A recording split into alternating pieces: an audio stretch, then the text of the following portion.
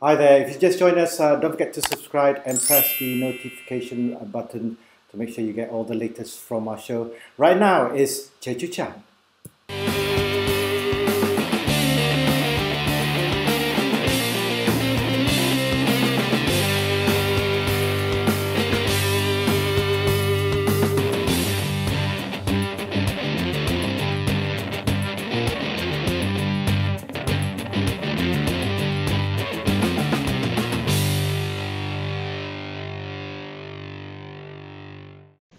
Hi there, welcome to the RSS with EP with myself and Harish Deol right here on a lovely Sunday. Again, firstly, we'd like to thank Amnig for being our apparel sponsors for the show. See that Harish has grown his beard again, so it must be getting serious. So I always wonder, whenever you have your beard on the show, you've had a hard week. Is that true? It's usually just me being lazy lah. It's just one of those days, But I'm really excited with our guest today because I've not seen her in ages. 10 years to be exact? Yeah, that's right. So let's welcome her in because we've got second Olympian in 2 weeks, Harish. So let's welcome Che Chew Chan.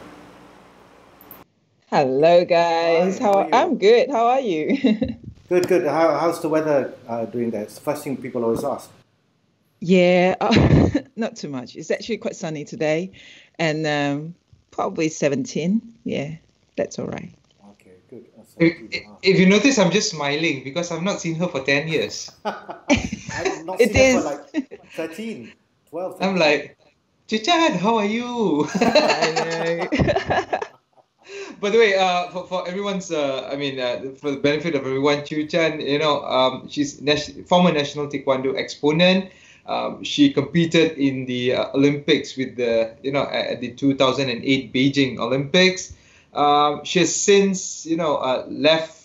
She retired and she's entered the corporate world, whereby she's landed in jobs in Singapore, I believe. You started in Singapore first, followed by Shenzhen, then in Shanghai, and today she is in Sydney. She's the customer account executive for Lion Beers. No, they don't sell beers only. They also have other food and beverages. Of course. But yeah, so Chew Chan, so nice to see you after so long.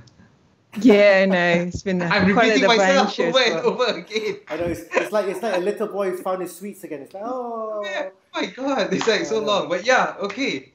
Rashid, Yeah, it was really surprising when I got your message as well. But it's really nice to be able to connect back as well. As we know, there's not that many Olympians around, especially in our country, and it's always good to be able to reconnect and find out what you guys, what you guys are doing, what you're doing right now, and in most cases, we want you guys to be up in the forefront again because I think you've seen what the country's gone through. I think sports is a very a good thing to be able to get people back on track positively as well. So anyway, I'm going to get Harish to grill you, and while I watch just with a grin. Chew Chan, how's Sydney? Please enlighten us. What you've been up to, and how's life in Sydney? Life in Sydney is very good. Sorry, the wire. I would say it's the culture here is very sporty. So it's so easily you just fall into the routines like going to gym, workout, and so many outdoor beauty. And the weather here, it's not as humid as in Malaysia and Singapore. So it's not. Sometimes that you feel like the humidity makes you really tired easily. And then here you feel like with the different season, you have a little bit more fresh air. And then people here likes to go out, a lot of outdoor activities and very healthy lifestyle. It can be very not healthy too if you drink a lot. Okay. The culture here as well, it's a drinking culture. Yeah. So basically, it's a really fantastic city to live in. Yeah, it's really good. Okay, speaking about culture, did you find it difficult adapting to the culture, or it's easy? Because you were in Singapore, that was a different culture altogether, and then you were in Shenzhen, that was different, and now you're in Sydney. Perhaps Sydney is more laid back compared to the other two cities you've been. Yeah. I think as a Malaysian, we're quite blessed because we grew up in a multicultural, multiracial country. So I think we grew up being understandable and being very adaptable to different cultures. And I think that's an advantage being a Malaysian to be overseas. We can easily adapt the culture, being respectful of other people's culture at the same time, still maintain who we are. And Malaysians are normally are very humble and very cheerful, helpful. That's in general perspective that I received from people around the world. They make the comparisons, and normally Malaysians have a pretty good reputation around the world. That's good. That's good. So you're our ambassador there. But more importantly, you use the word adapt. Now, Chew Chan, how was it like, transitioning from a national athlete? At one time, you were like pretty much the poster girl of the Malaysian Taekwondo scene. I agree. I agree. To you should check out her Facebook. But anyway, I have. Rashid. Anyway, so from the poster girl of the national Taekwondo scene to transitioning into the career woman that you currently are, how was it like? I'm sure it was difficult, because I've had conversations with some of your colleagues, those who have retired, and they enter into the 9 to 5 rat race, and they find it tough in a different way altogether, at a different level. Your thoughts, please. Yeah, it's difficult. I think first of all, when I retired at that time, I felt like the society not really appreciating the sports background of an athlete. They still very practically looking at what is the background. Have you not done this job before? You probably have to start from scratch again, which has happened to everywhere. And another thing, also the athlete themselves, myself, I have certain ego. I've achieved Olympic. I see myself as like, okay, I've done something pretty big for my life. And do I want to put down my ego and learn something and start from scratch? So I was really lucky to start my first job that really very complementing my skills was selling Taekwondo clothing in Singapore. And I'm very lucky the owner actually came to me and offered me the job. So I think that part I was really lucky, but the transition was really tough because what we learn, what we do every day is really just the sport. We train 6 to 8 hours every day as a professional athlete. But then in the corporate world, it's all about email, how to write an email, how to do the calls, how to present yourself in a different way. And being a quite, I won't say myself famous, but being quite some name in the Taekwondo field, there are some people like can be a bit jealousy. I have people kind of telling me like, oh, you were an athlete. Wow, you are the Olympian. Why can't you write an email, or you can't even do a minute meeting? For me, that's totally different. You can't tell the CEO, okay, can you do a turning kick? Can you do a back kick? That's totally different thing. So people having that perspective that, oh, you're the Olympian, you should know, do this, do that. And I see that was really unfair. And there was tough time when I start the first 2 years when I start the job. Yeah. So you got your ego pretty much whacked, correct? Your ego was flawed.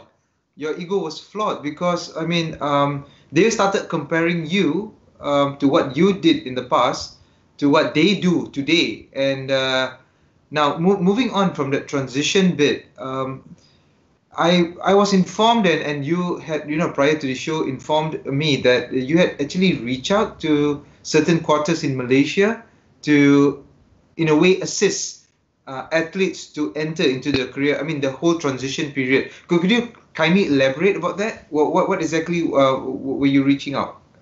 What exactly were you offering? Yeah. So the previous job when I was in Shanghai, I was running the Shanghai office of a HR consulting company. And part of my main responsibility is actually to do some outplacement program. For basically, I would like to use what I have learned and my experience of being so tough in the transition from the athlete to the corporate world to actually educate the current athletes what you really should do, what are the steps.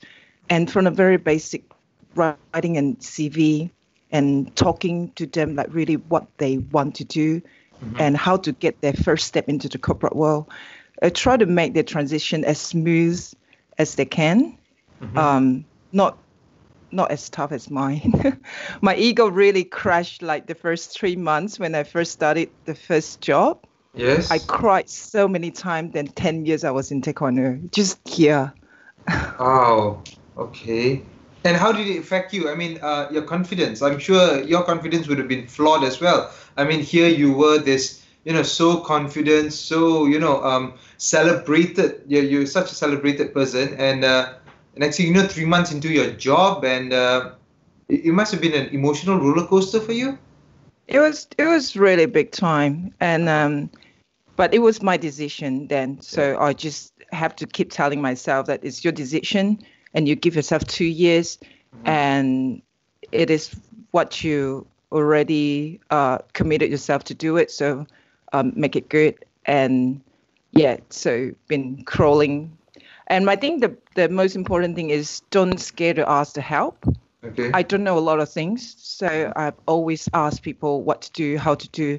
When you actually being vulnerable and put your ego down, you know that you don't know a lot of things, but you would willing to find out. A lot of people willing to help you. If you're being proud all the time and then holding the ego in yourself, I think that's where it stops you from growing. Sorry. I just wanted to, what was the turning point for you in terms of that light bulb moment when you thought, I can do this? Because, as you said, the first 3 months was just terrible. But what was the moment that you decide, hey, I see I can do this and I can do better? And that all the experience that you've had as an athlete sort of helped that kick in as well? Yeah, I think it's this determination. I kind of want to marry myself to the attitudes that I've utilized all my athletes' career.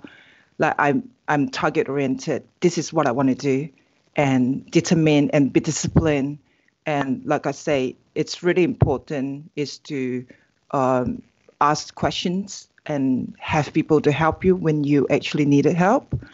And I have a quote to myself: I hate to regret. So that is my decision. And this is what I want to do, and just have to go it all out. If it's tough, that's still my own decision that I wouldn't want to regret it. Yeah. Awesome, thanks. Sorry, Harish. No, the thing is this, Che Chan. Now, you said that you had reached out to someone in Malaysia.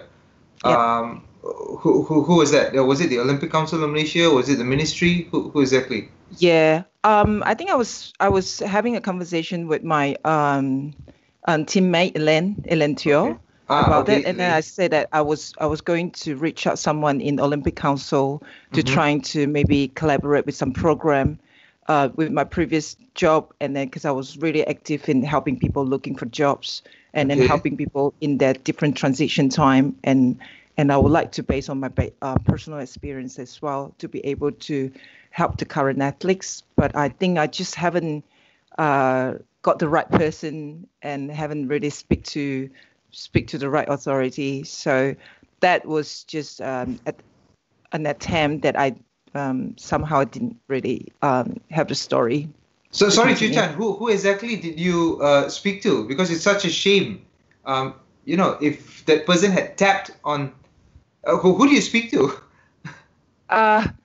No, I actually haven't really go to the officer. I was asking about. I was talking to Elaine, and then I said that I have this initiative, and I would like her to help me to find out who actually the person I can talk with.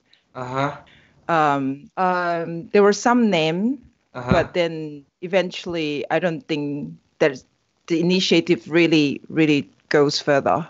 Okay, what a shame. Because I don't know, would you be interested in reigniting the initiative in your own way if we actually Yeah.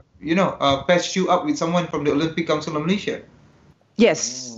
Yes. Like giving the Okay. I was president. still willing to do that, and Uh-huh. if they think I'm qualified to do that. Yeah, I think you're more I than mean, I qualified think, to. yeah, correct. Because I think, you would understand how it's like to transition.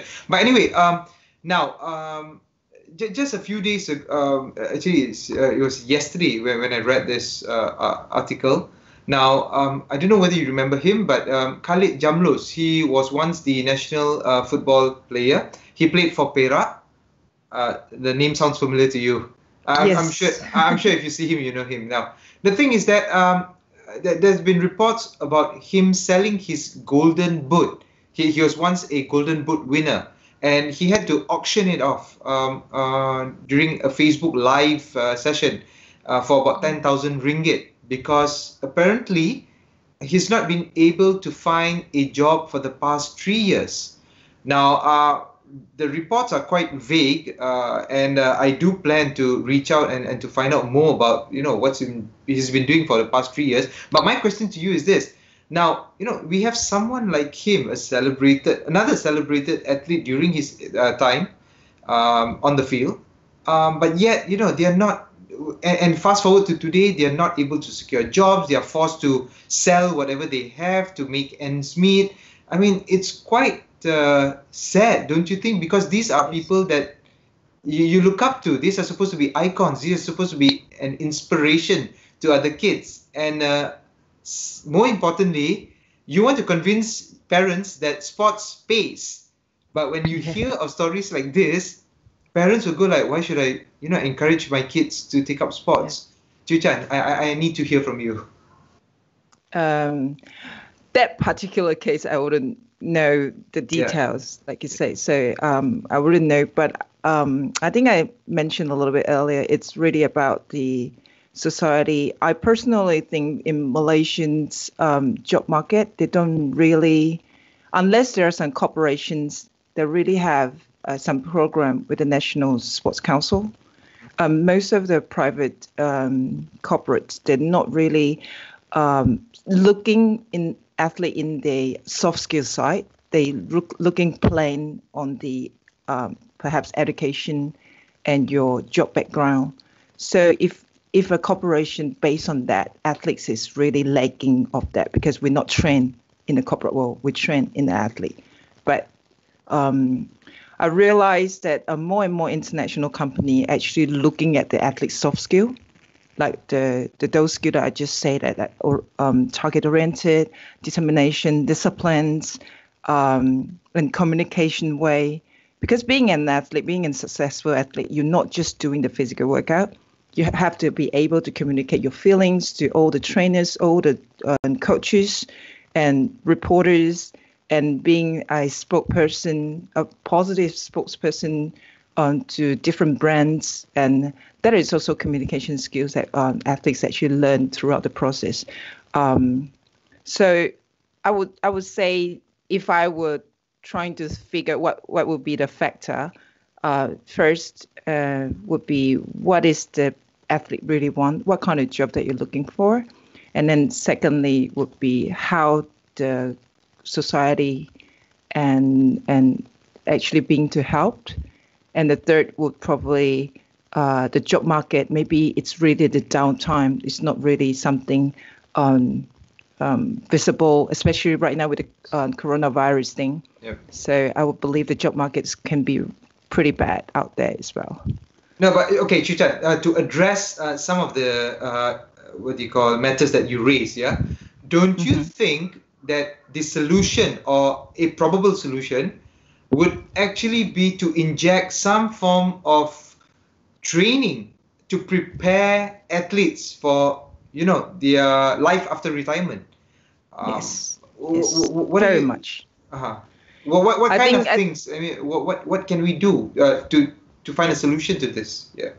Yeah, I think a lot of time when I would just imagine when I was an athlete, all I want is to win the competition. So classroom, because I was studying in the university, so I get to involve or putting myself out there to see there's a different choices. But it's also really depends on the athletes themselves if they want to. And of course, some form of really training, interview training, writing a CV. And I think first the most would be asking the athlete themselves what they want to do after the athlete's life. Because a lot of people, they lost. They being fame, they're getting all these rewards, they're getting this prize money. You're being rich in a very young age. And I think financial management is something that they lacking on. And a lot of the time they've been concentrating on training and without putting effort in the education. So that would be the cause of why there would be a difficult time to secure a job outside this corporate world. So if there were a program putting in and the athletes themselves that have to wanted to and start with very easy, ask themselves what they want or what are the options they can have, and then build CV towards that, and then maybe build like internships. It's difficult because you train every day, 6 to 8 hours every day, you're tired. And a lot of athletes choose not to study because they just want to sleep and get ready for the next training session. Yeah. Fair enough. But if you're looking at some other way besides just being an athlete, you have to do the sacrifice. You have to do some sort of courses, or at least this, if we have certain program to help the transition, attend it, at least to give yourself another options. If you want to be a coach, yes, go and take some coaches courses.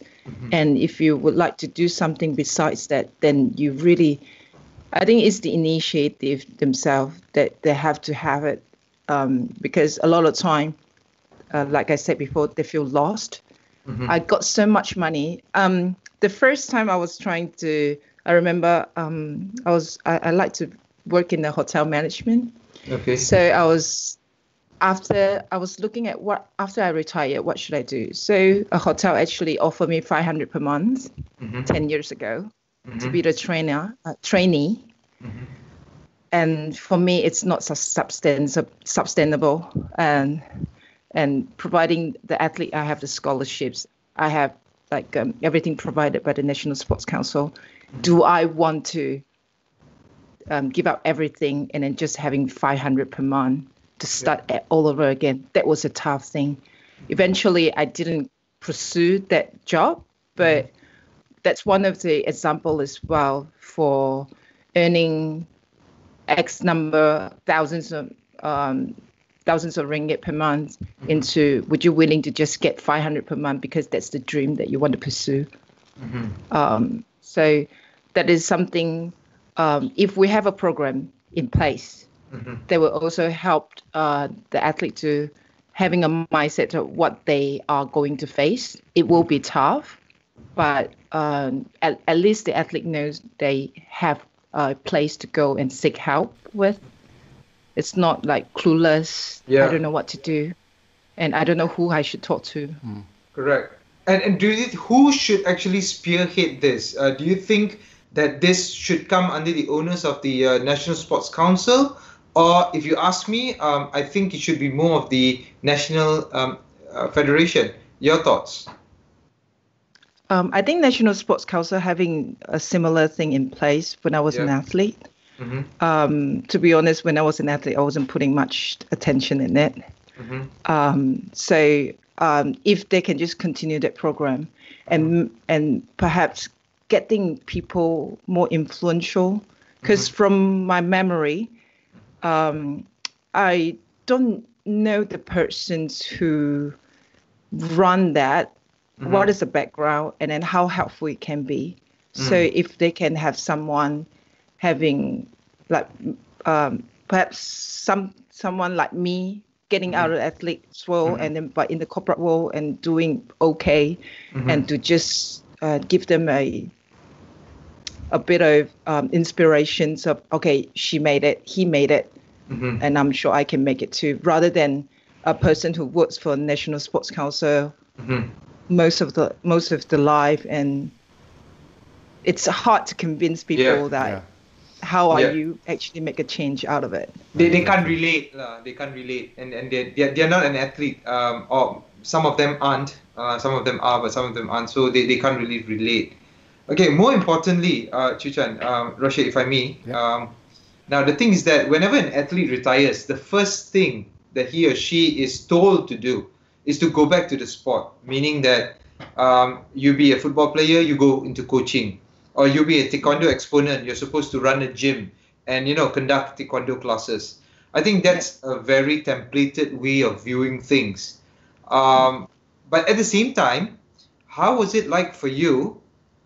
You've got high school friends, you've got your childhood friends who, when you left, when you retired, they were already senior or mid-level management in their various capacities.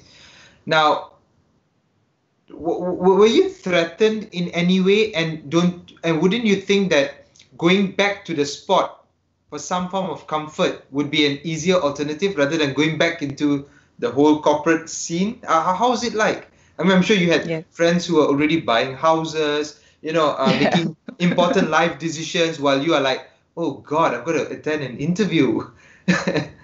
so yeah, how is it like? Emotional. Yeah, that's definitely a comparison. So you started to think, is it worth it?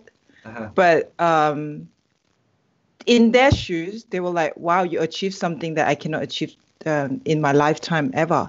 And what they can do, something that I still can make it happen. So that is something that I will always tell myself, like I spent 10 years in the national sports as a Taekwondo athlete.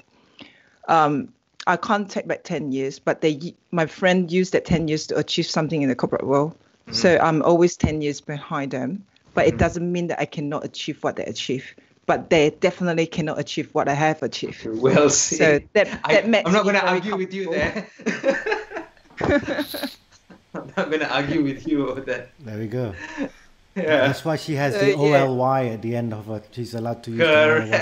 Do you know how hard it is to get that? In that you can't compare. It's like total, like not even apples and oranges. It's just, it's the same thing when I spoke to Jeffrey Ong as well.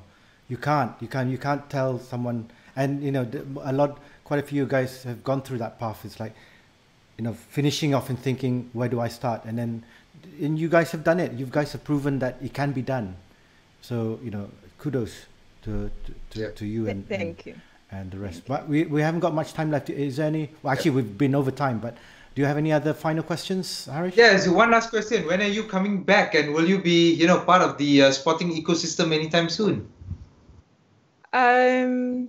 Not too soon. Okay. Because I'll come visit, but if you need any help, I definitely will come back to help. Okay. But the thing is, I still, like I say, I'm 10 years behind those who has been in the corporate world 10 years before me. So I'm still chasing up my dreams, start to become somebody in the corporate world like I did in the Taekwondo. And I would like my name to be represented in certain brands, not as a brand ambassador, but when you look at my name, Che Chew Chan, so she's in that industry. She's good in that. So I that's something I still want to be. I wanted to achieve in that stage in my life. Moving from country to country, every time is a restart.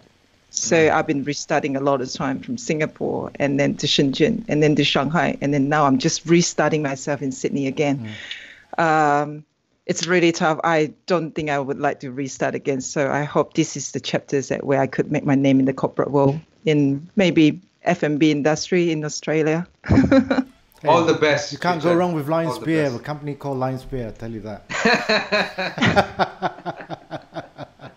Well, you know what, thank you very much, Che Chan, for joining us for the RSS with HC. It's been a very much a pleasure. Especially, he hasn't stopped grinning, even though he's been asking the hard questions. So, you know, and lucky you couldn't see me because grin. I used to sit next to her, and you know, I used to with my notebook and go like, okay, Chew Chan, how?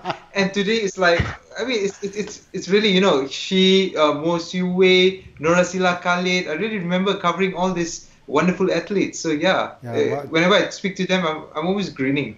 I guess I couldn't say the same because I was always in the entertainment industry, so it was a bit different. I was already like famous anyway. Oh, sorry. Anyway, so but you know, thank you ever so much for joining us. It's been really, really great. We hope that you succeed, and you know, I'm not saying stay away as long as you can, but do to try and achieve what you need to do, because you know, home is always going to be here.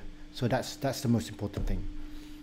Yes, I know. Thank you. All right, I'll visit Kuala Lumpur soon. so he can get his notebook out again and talk to you like a little hello. Okay, but thank you very much to our audiences out there. Don't forget to subscribe and press the subscribe button, turn on the notification. Thank you, Chew Chan. It's been really great. Catch us again on the next edition of the RSS with HC. Bye bye. Bye. Bye bye.